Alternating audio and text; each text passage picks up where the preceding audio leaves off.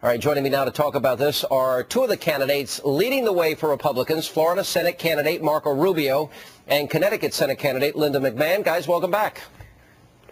Thank you, Sean. It's good to be back. All right. Well, you both have interesting situations. First of all, what do you make of the rebellion on the left, Marco?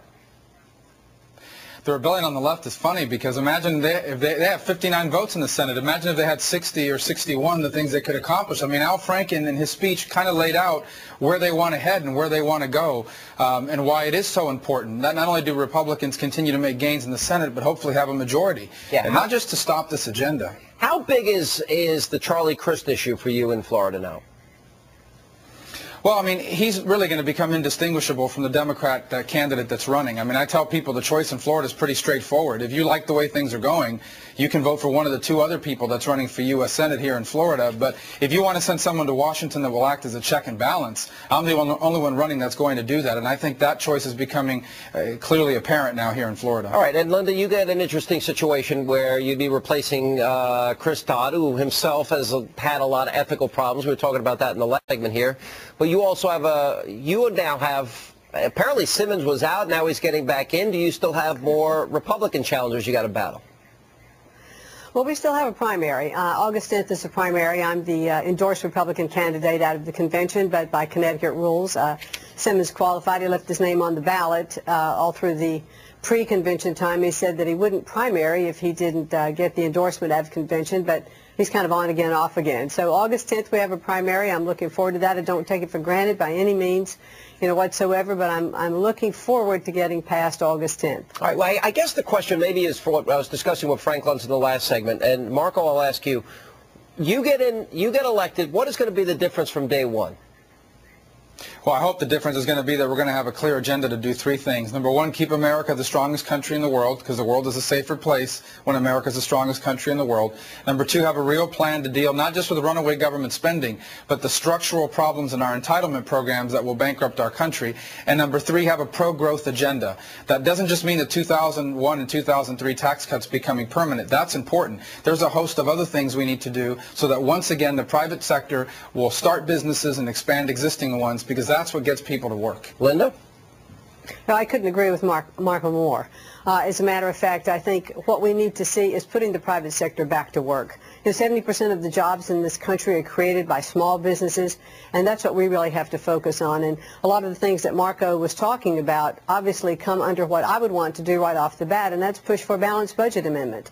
We have to know how much money we're dealing with. We have to know how much we're spending, and we cannot spend more than we're bringing in. I mean, that's just kind of common law, I would think. Yeah. And I hear from all over the state, the people of Connecticut are constantly telling me they are concerned about our economy.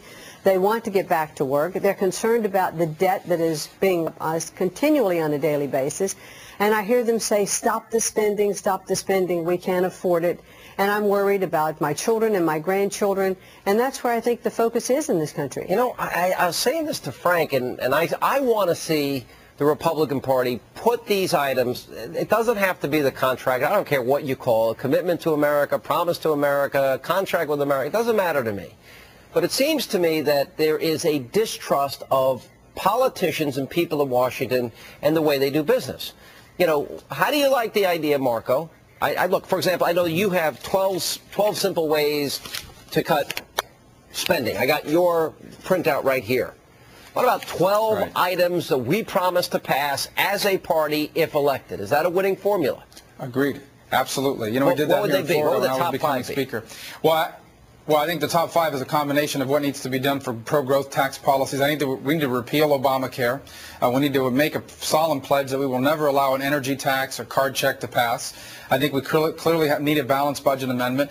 We need to take unspent TARP money and unspent stimulus money, use it to pay down the debt, roll back the budget to 2008 and freeze it, and entitlement reform, not to mention making the 01 and 03 tax code tax reductions permanent. These are just a handful of things that we should be doing that I think will get the economy in America growing again and generate the revenue we need to pay down this debt.